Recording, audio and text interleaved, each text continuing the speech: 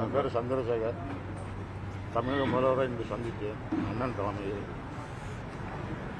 இன்னும் குற்றவாளிகள் 2 பேரை கைது செய்யவில்லை. அது உடனே கைது செய்ய வேண்டும். ஒரு 3 கோரிக்கை நான் வச்சிருக்கேன் முதல்வர்கிட்ட. அதை உடனே முடிச்சு தாரன்னு சொன்னாங்க.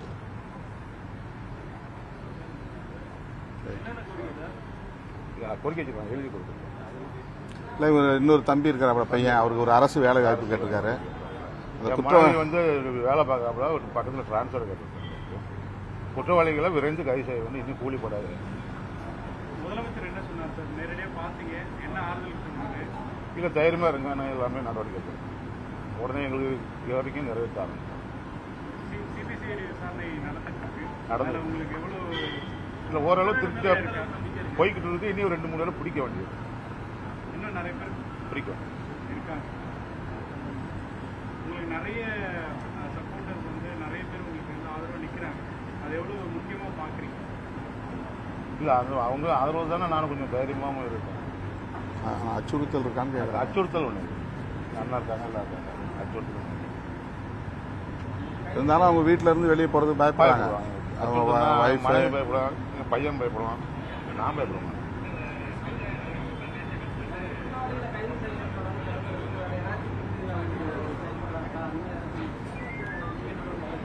இல்லை, தடுப்பதற்கு சொல்லியிருக்கேன், ஏற்கனவே சொல்லி.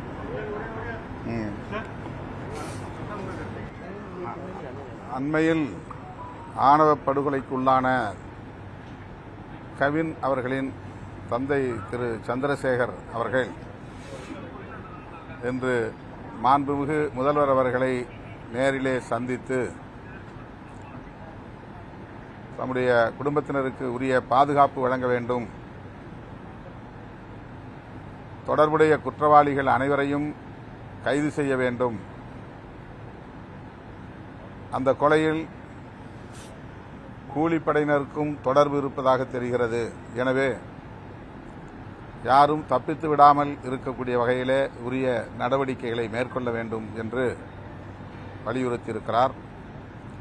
அத்துடன் தன்னுடைய இளைய மகனுக்கு அரசு வேலைவாய்ப்பு வேண்டும் என்றும் கோரிக்கை விடுத்திருக்கிறார்.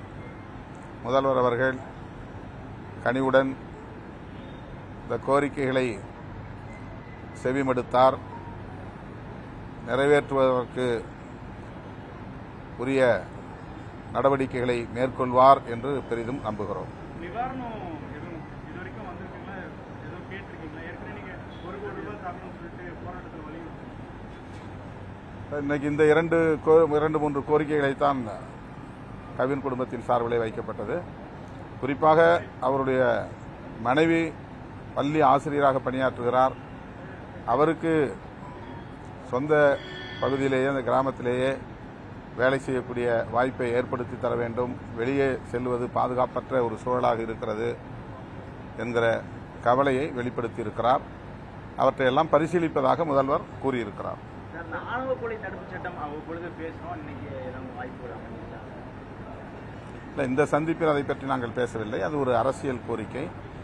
இப்போதைக்கு இன்றைக்கு கவின் குடும்பத்தை சார்ந்தவர்கள் முன்வைத்த கோரிக்கைகளை மட்டுமே முதல்வரிடத்தில் நாங்கள் பேசியிருக்கிறோம். ஆணவ கொலைகள் தடுப்பு சட்டம் இயற்ற வேண்டும் என்பதில் விடுதலை சிறுத்தைகள் கட்சி தொடர்ந்து உறுதியாக இருக்கிறோம், வலியுறுத்தி வருகிறோம். மாநில அரசுக்கும் அந்த அதிகாரம் இருக்கிறது என்பதை ஏற்கனவே நாங்கள் சுட்டிக்காட்டியிருக்கிறோம். ஆர்ப்பாட்டங்களையும் நடத்தியிருக்கிறோம்.